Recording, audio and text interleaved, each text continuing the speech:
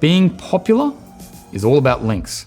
Google became the most popular search engine in the world because it was the first search engine to factor links into its ranking algorithm. That basically means that no matter how good your website is in terms of page speed, mobile friendliness, and user experience, if no other websites link to it, it will struggle to get a good ranking. This is the hardest part of SEO because you can't directly control who links to you. You have to earn great links by having a great, richly informative, easy to use website. You've got to find other websites that would have a good reason to link to you and then get that link. The more relevant and authoritative and popular the website that links to you, the better.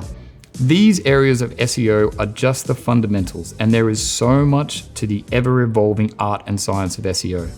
But they should give you a good idea of what is involved.